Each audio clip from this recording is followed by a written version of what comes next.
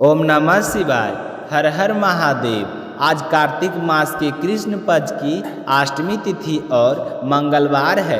कार्तिक के महीने में भगवान श्री हरि विष्णु तुलसी माता के साथ साथ हमारे इष्ट देव और कुल देव की आराधना भी अवश्य करनी चाहिए, क्योंकि यह महीना बहुत ही पुण्यदायी होता है और इस महीने में की गई पूजा पाठ अक्षय फल देने वाली होती है। तो अपने इष्ट देव और कुल देव को प्रसन्न करने के लिए उनकी पूजा कार्तिक के महीने में जरूर करनी चाहिए। और तुलसी के पौधे की पूजा बहुत ही महत्वपूर्ण होती है। तो तुलसी का पौधा समृद्धि, धन और सौभाग्य की देवी माना गया है, जो लक्ष्मी माता का ही रूप है। सुख सौभाग्य की प्राप्ति के लिए कार्तिक के महीने सुबह सूर्योदय से पहले उठकर स्नान करें और उसके बाद तुलसी जी में जल चढ़ाएं, शुद्ध घी का दीपक जलाएं और 7 या 11 या 21 या 108 परिक्रमा जितनी संभव हो लगानी चाहिए। और तुलसी के गमले पर सही स्वास्तिक का चिन्ह भी बनाना चाहिए। ऐसा करने से घर में सुख समृद्धि आती है। लेकिन रविवार के दिन भूलकर भी तुलसी माता में जल नहीं चढ़ाना चाहिए। सुख सौभाग्य और समृद्धि को आकर्षित करने के लिए तुलसी के पौधे को घर के उत्तर या उत्तर पूर्व दिशा में रखना चाहिए।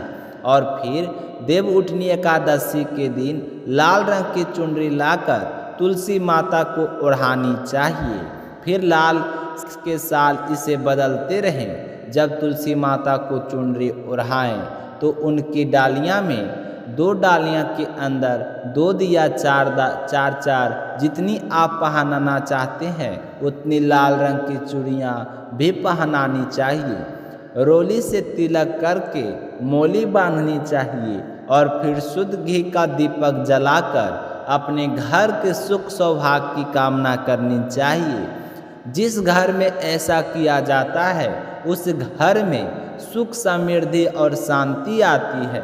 घर का हर सदस्य स्वस्थ रहता है और अकाल मृत्यु का भय नहीं रहता है। कहते हैं कि जिस घर में हरी भरी तुलसी हो उस घर में रोग और शोक दोनों ही नहीं आते। भगवान श्री हरि विष्णु और तुलसी माता की पूजा करने के बाद कार्तिक स्नान की कथा सुननी चाहिए।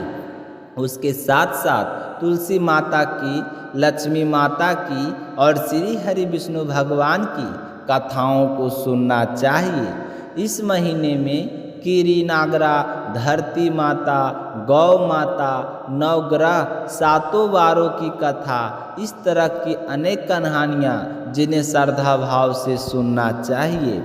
कामकाजी महिलाओं को इतना समय नहीं मिलता है कि वह पूजा पाठ करने के बाद बैठे रहकर कथाओं को सुन सके, तो उन्हें तुलसी माता के समक्ष घी का दीपक जलाकर फिर उसकी परिक्रमा करें। और फिर अगर आप मोबाइल में कथा सुनते हैं तो कथा चलाकर छोड़ दें। कहते हैं कि घर में जिस कोने में इन पवित्र कथाओं की आवाज़ जाती है वहाँ की जगह शुद्ध और पवित्र हो जाती है। तो यह थी छोटी सी जानकारी कार्तिक स्नान और तुलसी पूजा से जुड़ी हुई। अब अपने शुभारंभ करते हैं आज की कथा। सभी विष्णु भक्तों को सुख स्वभाव की कामना करते हुए गणेश जी महाराज की जय हो। कैलाश पर्वत की चारों ओर हिम की श्वेत चादर बिछी रहती है, जहाँ हर हवा की सरगम हर हर महादेव गूंजती है। वहाँ निवास करते हैं योगेश्वर महादेव और जगत जननी माता पार्वती। शिव जो सृष्टि के सहारक हैं, योग और ध्यान के प्रतीक हैं, पर्याय समाधि में लीन रहते थे और उनके आराधनाग्नि हिमालय की कन्या, करुणा और प्रेम की मूर्ति माता पार्वती अपने पति के तपस्वी स्वभाव को स्नेह की दृष्टि से निहारती रहती थी। किंतु उनके हृदय में एक दिव्य इच्छा थी, काश मेरे भी एक पुत्र हो जो मेरे स्नेह का भागी बने और मेरे साथ खेले, बात करे। जब महादेव ध्यान में हो तब वह मेरे पास रहे, मेरा रक्षक बने। यह सोचते सोचते एक दिन माता पार्वती ने माँ ने स्नान का विचार किया। उन्होंने अपने शरीर का हल्दी का उपटन लगाया और उसे धोने लगी। तो उस उपटन से उन्होंने प्रयोग पूर्वक एक सुंदर बालक की प्रतिमा बनाई। वह प्रतिमा इतनी मोहक थी कि मानो साक्षात चंद्र के अंश से बनी हो। माता पार्वती ने अपने मातृभाव और दिव्य शक्ति से उस बालक में प्राण फूंक दिए। क्षण भर से वह मूर्ति सजीव हो उठी। बालक ने हाथ जोड़कर कहा, माता आपकी क्या आज्ञा है? तो पार्वती माता का हृदय प्रेम से भर उठा। उन्होंने कहा, बेटा तू आज से मेरा पुत्र है, तेरा नाम होगा गणेश। गणेश माता के चरणों में झुक गए। वे आज्ञाकारी, तेजस्वी और अत्यंत बलवान थे। थोड़े ही देर में माँ ने कहा, बेटा मैं स्नान के लिए जा रहा हूँ, तुम इस द्वार की रक्षा तुम स्वयं करो। कोई भी, चाहे वह कोई भी हो, भीतर प्रवेश ना करे। तो गणेश ने सिर झुकाकर कहा, माता आपके आदेश का पालन धर्म मेरा धर्म है।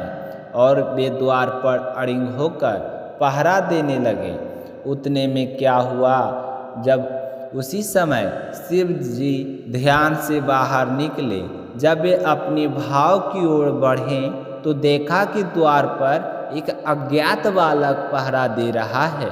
तो शिव बोले, बालक मैं शिव हूँ, अपने गिर में प्रवेश करना चाहता हूँ। तो गणेश ने निडर स्वर में कहा, क्षमा करें, किंतु मेरी माता का आदेश है कि कोई भी अंदर नहीं जा सकता।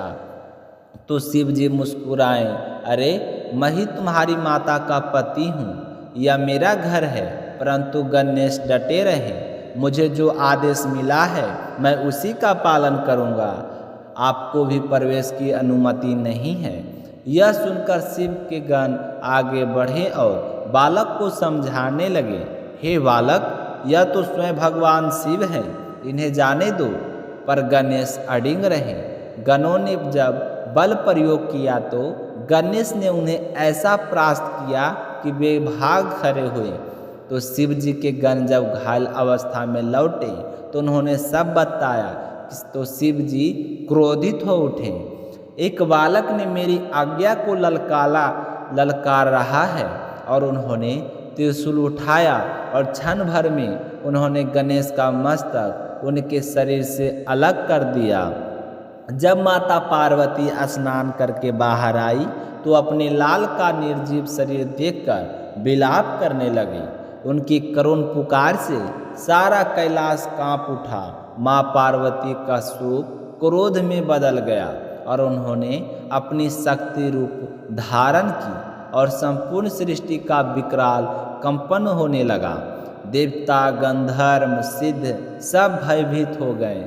ये सब शिव के पास गए, प्रभु माता पार्वती के क्रोध से सृष्टि नष्ट हो जाएगी, गणेश के पुनर्जीवन दें। तो शिव को अपने कर्म का पछतावा हुआ। वे पार्वती के पास गए और बोले, देवी मुझसे भूल हुई है, मैं बेचैन देता हूँ, तुम्हारे पुत्र को पुनः जीवन दान दूंगा। उन्होंने अपने गणों की आज्ञा दी कि जाओ पृथ्वी पर उस शिशु का मस्तक लाओ जिसकी माता उसके पीठ का ओर करके सोई हुई हो। गण पृथ्वी पर घूमने गए तो ऐसा कोई दृश्य नहीं मिला। आखिर एक वन में उन्होंने देखा एक हाथीनी अपने बच्चे से पीठ करके लेटी हुई है। उन्होंने उसी हाथी शिशु का सिर लाकर शिव जी को सौंप दिया। तो महादेव ने अपने कर कमलों से उस सिर को गणेश के शरीर से जोड़ दिया और शिव मंत्रों से प्राण प्रतिष्ठा और जीव की। तो क्षण भर में गणेश जी जीवित हो उठे। माता पार्वती की आंखों से आनंद के आंसू बह निकले। पर उन्होंने शिव जी से कहा, प्रभु यह रूप तो अद्भुत है, परंतु लोग इसका उपहास करेंगे।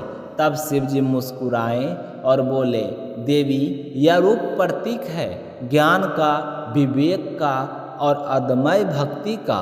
अब से यह बालक न केवल तुम्हारा बल्कि मेरा भी पुत्र है। यह गणों का अधिपति कहलाएगा। गणपति, इसकी पूजा बिना कोई शुभ कार्य आरंभ नहीं होगा। यह विघ्न का नाश करेगा और सबका मंगल करेगा। उस क्षण से समस्त देवताओं ने गणेश का नमन किया और आकाश में पुष्प वर्षा हुई। गंधर्वों ने गीत गाए, जय गणेश जय गणेश जय गणेश देवा।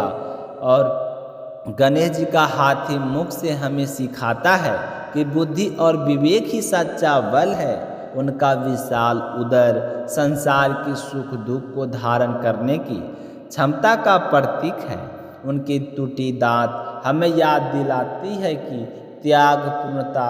उनका वाहन चूहा अहंकार का नियंत्रण का संदेश देता है और तभी से समस्त जगत में उन्होंने प्रणाम किया और विघ्नहर्ता, सिद्धि विनायक, बुद्धि प्रदायक, मंगल मूर्ति गणेश, तो इसी तरह के नामों का स्मरण किया गया।